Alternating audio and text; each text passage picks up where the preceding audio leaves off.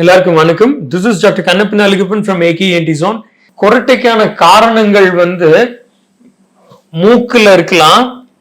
So மூக்கு என்னென்ன பிரச்சனைனால கொரட்டை வரலான்னு பாத்தீங்கன்னா, மூக்கு தண்டு ஒரு பக்கம் வளைஞ்சிருந்துச்சு அப்படின்னா அந்த ஒரே பக்கமா காத்து போகும்போது என்ன ஆகும்னா மூக்கு அடைப்பு ஏற்படும். Turbulence of air flow through a narrow passage நமக்கு சவுண்ட் ஏற்படும். அது கொரட்டையாக தெரியலாம். அப்படி இல்லை அப்படின்னா நேசோஃபாரிங்ஸ் சொல்றோம்.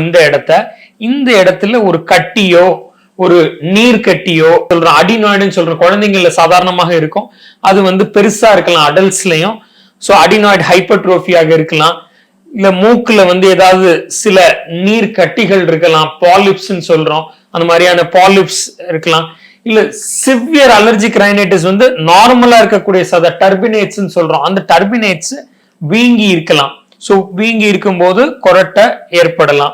இப்போ நம்ம தொண்டைய பார்த்தோம்னு பாத்தீங்கன்னா நாக்கே ரொம்ப பெருசா இருக்கலாம். சில பேருக்கு enlarged base of the tongue அப்படின்னு சொல்றோம். சோ அந்த நாக்கு பெருசா இருக்கும்போது கொரட்டை ஏற்படலாம்.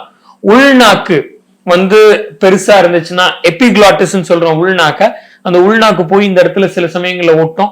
மூச்சு குழாய் இருக்கு இல்லையா, அதுவே சில சமயங்கள்ல சுருங்கும். அது என்டையர் அந்த ஃபேரிஞ்சல் வால் அப்படி சுருங்கும் போது நமக்கு கொரட்டை ஏற்படலாம். இது எப்படி நம்ம கண்டுபிடிக்கிறோம் அப்படின்னு பாத்தீங்கன்னா, மூக்க நம்ம தனியா ஒரு நேசல் எண்டோஸ்கோபி வச்சு கண்டுபிடிக்கலாம். வாயை வீடியோ லாரிங்கோஸ்கோபின்னு சொல்றோம், அது மூலமா கண்டுபிடிக்கலாம். அப்புறம் மோர் பிசியாலஜிக் டெஸ்டிங் அப்படின்னு சொல்றோம். அதாவது ஆர்டிபிஷியலா உங்களுக்கு தூக்கம் வர வச்சு ஸ்லீப் எண்டோஸ்கோபின்னு சொல்றோம். ஒரு பிளெக்சிபிள் நேசோஃபாரிங்கோஸ்கோப்பை மூக்கு வழியா போட்டு தியேட்டர்ல வச்சு, ஆபரேஷன் தியேட்டர்ல வச்சு நம்ம ஆர்டிபிஷியலா ஸ்லீப் உண்டு பண்ணி உங்களுக்கு எந்த சதை உண்மையிலேயே தூக்கத்துல பின்னாடி போய் விழுந்து சத்தம் ஏற்படுது அப்படின்னு பாக்குறோம். ஒரு ஸ்கேன் இமேஜிங் மூலமாவும் கண்டுபிடிக்கலாம். we do a MRI that is called as dynamic MRI. அதுவுமே உங்களுக்கு தூக்கம் வர வச்சு அதுக்கப்புறம் MRI ஸ்கேன் எடுப்பாங்க. அப்ப அந்த சாஃப்ட் டிஷ்யூஸ்லாம் எந்த டிஷ்யூ போய் கரெக்டா கொலாப்ஸ் ஆகுது கொரட்டை வர்ற டைம்ல அப்படின்றத கண்டுபிடிப்போம். அந்த சதையை கரெக்டா அட்ரஸ் பண்ணோம்னா you'll get phenomenally good results. We do something that's called as the sleep study ன்னு சொல்றோம். ஸ்லீப் ஸ்டடினா நீங்க தூங்கும் போது உங்களுக்கு ஒரு சில ப்ரோப்ஸ் கனெக்ட் பண்ணிடுவாங்க.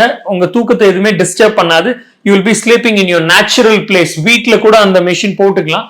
போடும்போது எத்தனை டைம் நீங்க கொரட்டை விடுறீங்க, எத்தனை டைம் நீங்க டிஸ்டர்ப் ஆகுறீங்க, how much time you are comfortably sleeping அப்படிங்கிறது எல்லாமே that will give an analyzed computerized data. Based on those results, a treatment will begin. Thank you.